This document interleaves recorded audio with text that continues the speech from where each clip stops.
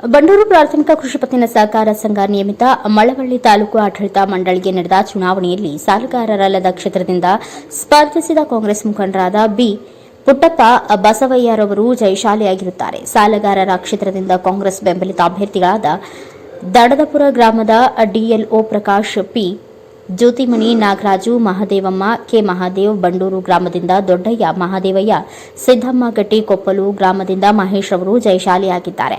ಜಯಶಾಲಿಯಾದ ಎಲ್ಲ ಅಭ್ಯರ್ಥಿಗಳನ್ನು ಗ್ಯಾರಂಟಿ ಯೋಜನೆಯ ಜಿಲ್ಲಾ ಅಧ್ಯಕ್ಷರಾದ ಹಿರಿಯ ಕಾಂಗ್ರೆಸ್ ಮುಖಂಡರಾದ ಚಿಕ್ಕಲಿಂಗಯ್ಯ ಅವರು ಅಭಿನಂದಿಸಿ ಮಾತನಾಡಿ, ಬಂಡೂರು ಪ್ರಾಥಮಿಕ ಕೃಷಿ ಪತ್ತಿನ ಸಹಕಾರ ಸಂಘದ ಆಡಳಿತ ಮಂಡಳಿ ಚುನಾವಣೆಯಲ್ಲಿ ಮಳವಳ್ಳಿ ಕ್ಷೇತ್ರದ ಜನಪ್ರಿಯ ಶಾಸಕರು, ಅಭಿವೃದ್ಧಿ ಹರಿಕಾರರು ಪಿಎಂ ನರೇಂದ್ರ ಸ್ವಾಮಿ ಅವರು ಆಶೀರ್ವಾದದೊಂದಿಗೆ ಕಾಂಗ್ರೆಸ್ ಬೆಂಬಲಿತ ಅಭ್ಯರ್ಥಿಗಳು ಜಯಶಾಲಿಯಾಗಿದ್ದು, ಸಹಕಾರ ಸಂಘದ ಅಭಿವೃದ್ಧಿಗೆ ತಾವೆಲ್ಲರೂ ಒಗ್ಗಟ್ಟಿನಿಂದ ಕೆಲಸ ಮಾಡಿ ಅಭಿವೃದ್ಧಿ ಮಾಡಬೇಕು ಎಂದು ಹಾರೈಸಿದರು.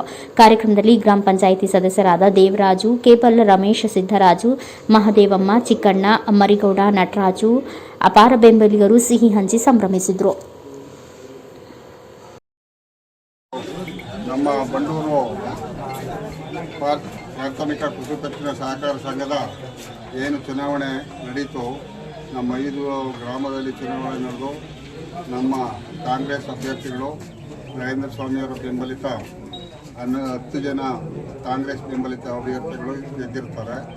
ಅವರಿಗೆ ನಮ್ಮ ಏನು 5 ಗ್ರಾಮದ ಷೇರುದಾರಿದರು ಅವರೆಲ್ಲರಿಗೂ ಕೂಡ ನಮ್ಮ ಹೃತ್ಪೂರ್ವಕವಾದ ವಂದನೆಗಳನ್ನು ಅವ್ರಿಗೆ ಅರ್ಪಿಸ್ತಾ ಇದ್ದೀವಿ.